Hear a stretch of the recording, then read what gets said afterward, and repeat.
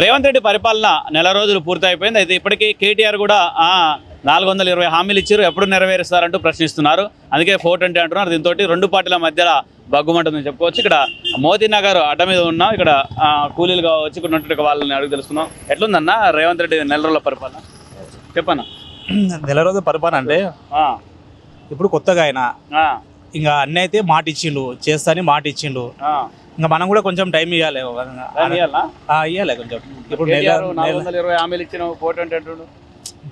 అనేటోళ్ళు అంటేనే ఉంటారు. మనం కొత్త కదా సీఎం, అన్ని చూసుకోవాలి. ఆయన కూడా అన్ని చదువుకోలే కొంచెం. ఇప్పుడు మనం ఇంట్లో పోతాము, ఇంట్లో పోయినప్పుడు సామాన్ అంతా ఎక్కడ పెట్టుకోవాలి, అది పెట్టుకోవాలని చూసుకుంటాం కదా మనం కూడా. వాళ్ళు కూడా కొత్తగా జర సీఎం గా వచ్చిండు, ఇప్పుడు అన్ని చూసుకోవాలి. ఇప్పుడు అన్ని అట్లా అన్ని చూసుకోవాలి. ఏమేమి బాగున్నాయి రేవంత్ రెడ్డి ఇప్పుడు నెల రోజుల్లో ఏమేమి నచ్చినాయి?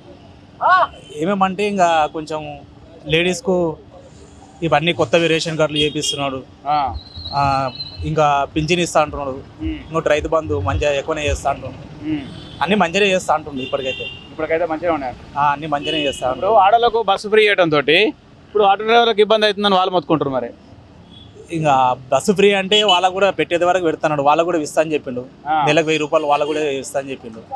ఇంకా కొన్ని రోజులు ఏంటంటే అన్ని ఇబ్బంది అవుతుంటాయి, ఇంకా తర్వాత మళ్ళీ మామూలు నార్మల్ అవుతుంటది. ఇంకా ఓకే ఓకే ఓకే అంటే ఇప్పటివరకు బాగుంది అంటారు? ఇప్పటికే బాగానే ఉంది. Okay right. మరి కొంతమందిని అడిగి తెలుసుకుందాం. అన్న ఎట్లుందన్న నెల రోజుల పరిపాలన ఎట్లుంది? వెళ్ళాడు చెప్పరాదు, ఏం చెప్పాలి నేను. పర్వాలేదు, ప్రజెంట్ అయితే ఇప్పుడు వరకు అయితే బాగానే ఉంది సార్. ఇక్కడి నుంచి వరకు ఎట్లా ఉండదు అన్నది మనకి ఐడియా లేదు. ఇప్పుడు వరకు అయితే అందరికీ సేవ్ ఉంది, కాకపోతే మాకు మాత్రం సేవ్ లేదు. ఎందుకంటే లేడీస్ బస్ ఫ్రీ అన్నారు, అందరికి ఫ్రీ అన్నట్టు చెప్పాడు ఫస్ట్. ఇప్పుడు మగవాళ్ళ వారికి ఫ్రీ, ఆ లేడీస్ వారికి ఫ్రీ, మగవాళ్ళకి ఏం లేదు మామూలే అని చెప్పేసి. ఏమి అసలు బ్రతుకుదేరువుకి ఇక్కడ మాకు పనులు పాటలు కూడా లేవు, చాలా ఇబ్బంది పడుతున్నాం. ఇంకా మాకు ఇచ్చేది ఏముంది? ఈ బ్రతుకుదేరువు గురించి పని కూలి దొరకట్లేదు. కనీసం వారంలో 2 రోజులు కూడా పోవట్లేదు. ఇంట్లో రోజు 7 కిలో వస్తున్నాం, 7 కిలో వస్తున్నాం. సాయంత్రం ఉదయం 6 గంటలకు వచ్చి ఇదే మోతీనగర్ ఆటకి సాయంత్రం 6 గంటల వరకు కూర్చొని ఇంటికి వెళ్తాం. ఒక బాత్రూమ్ లేవు, ఏమి లేవు. మొత్తం ఒకవేళ ఉన్నది సాటికెళ్ళి పోసుకుంటే వాళ్ళు షాప్ వాళ్ళు కానీ వాళ్ళు ఫుట్పాత్ వాళ్ళు కానీ తిట్టడం ఈ విధంగా జరుగుతుంది.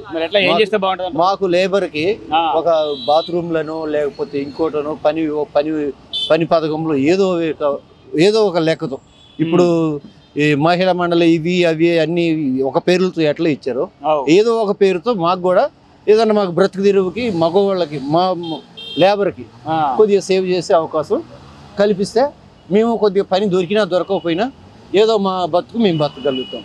అది సార్, అది మీ అభిప్రాయం. అది అంటే నెల రోజుల్లో వీళ్ళు అడిగేది అది, కూలీలు అడిగేది అది, కూలీ దొరకనట్టు పరిస్థితి. మరి బీహార్ వాళ్ళకి దొరుకుతుంది అంటారు. వాళ్ళు ఎవరికి దొరకట్లేదు సార్. వాళ్ళు 300 400కి పోయి ఉదయం 6 గంటలు 7 గంటలకు పోయి నైట్ 9 10 గంటలు 11 వరకు కూడా చేసి వస్తారు. అదే 500-600 రూపాయలకి పైసలు. ఇక్కడ లోకల్ ఉన్నామంటే 1200 రూపాయలు కూలి మేస్త్రికి అని చెప్పి అనుకున్నాం. లేబర్కి 800 900 అని అనుకున్నాం. కనీసం ఈ వారంలో 2 రోజులు కూడా పోవట్లేదు, పని లేదు, చెప్పేవాళ్ళు లేరు. ఆ విధంగా చాలా కష్టాలు పడుతున్నాం. కిరాయిలు బురాయిలు ఉన్నా కట్టుకోలేకపోతున్నాం. ఇల్లు లేవు, ఇల్లు ఒక విషయం లేదు. ఇక్కడ అసలు ఇల్లు కూడా ఎవరికి ఇచ్చారు సార్? మన కేసీఆర్ ప్రభుత్వంలో ఎవరికో ఇచ్చిన వాళ్ళకి ఒకరికో ఇద్దరికి ఇచ్చారు. ఇది 100% ఇచ్చారు. కేటీఆర్ 420 అని రేవంత్ రెడ్డి అంటారు. ఇక దానికి మనం ఏం చేయగలుగుతాం సార్ చెప్పండి? అది వాళ్ళకి తెలియాల్సిన విషయం అది. అది ఇక మమ్మల్ని అడిగితే దానికి మేము 420 హామీలు ఇచ్చిండ్రు, కరెక్ట్గా దానికి ఆన్సర్ చెప్పలేము. ఎందుకంటే ఇక పార్టీలో అన్నగా నీ మీద నాకుంటుంది, నా మీద నీకుంటుంది. ఇక అట్లా మామూలే, ఇక ఏమన్నా అనుకోవచ్చు. కానీ మాకు బ్రతుకు తెరువుకి ఏదన్నా ఒక లెక్కతో మన పెద్దవాళ్ళు గవర్నమెంట్ తరపు నుంచి కానీ ఇంకో తరపు నుంచి కానీ ఇంకో తరపు నుంచి కానీ ఇల్లు ఒకటి ఇవ్వాలి. మాకు ఏదన్నా ఈ పనుల గురించి పనులు ఉపాధి కల్పించాలి. ఇది అర్బన్ లో కూలీలు కోరుకునేది ఉపాధి కల్పించాలి, దాంతోపాటు ఇండ్లు ఇవ్వాలి. దాంతోపాటు ఇక్కడ ఇప్పుడు అడ్డ మీద కూలీలు ఉంటారు కదా, వీళ్ళకి ఎప్పుడైనా టాయిలెట్ ఇట్లాంటి ఇబ్బందులు రాకుండా కూడా అందుబాటులో ఉంచాలి. ఎందుకంటే మళ్ళీ డబ్బులు పెట్టడం వీళ్ళందరూ రెక్కాడితే డొక్కడన్న పరిస్థితి. అసలు మేము ఒక్కోసారి టాయిలెట్ వచ్చినా వెళ్ళలేకపోతున్నాం, బాత్రూమ్ వచ్చినా వెళ్ళలేకపోతున్నాం. ఉదయం మా ఇంటికాడి కంటే ఎక్కువ ఈ అడ్డల మీదే ఉంటాం. ఎందుకంటే అడ్డల మీద అంటే దేనికి ఉంటున్నాం అని చెప్పేసి అడగవచ్చు. ప్రజెంట్ అయితే మాకు ఏ విధంగా ఏ భాషలో అయినా పని చేసుకుని వెళ్ళాలన్న ఒక బాధతో వస్తాం మేము. అటువంటిది తిండి లేకుండా, తిప్పలు లేకోకుండా, ఒక బాత్రూమ్ పోవటానికి లేకుండా 6 గంటల వరకు ఇక్కడ ఉంటాం. అదేమని ఎవడన్నా ఒక అతను వచ్చి పని చెప్పాడంటే మేము ఇక్కడ దగ్గర 100 మంది ఉంటాం. సార్ ఈ 100 మందిలో కనీసం 10 మందికి కూడా దొరకట్లేదు పని. మొత్తం అందరూ రిటర్న్ వెళ్ళిపోతున్నారు సాయంత్రం 6 గంటలు 7 గంటల వరకు కూడా ఉండి. ఒక్కోసారికి అది కూడా లేని వాళ్ళు ఇదిగోండి ఇక్కడ పక్కలు వేసుకొని రేత్రి పగలు కూడా ఇట్లానే పడుకుంటారు సార్. వాళ్ళకి తిన్నకి లేదు, ఒకళ్ళు ఉండటానికి లేదు, బాత్రూమ్కి వెళ్ళటానికి లేదు.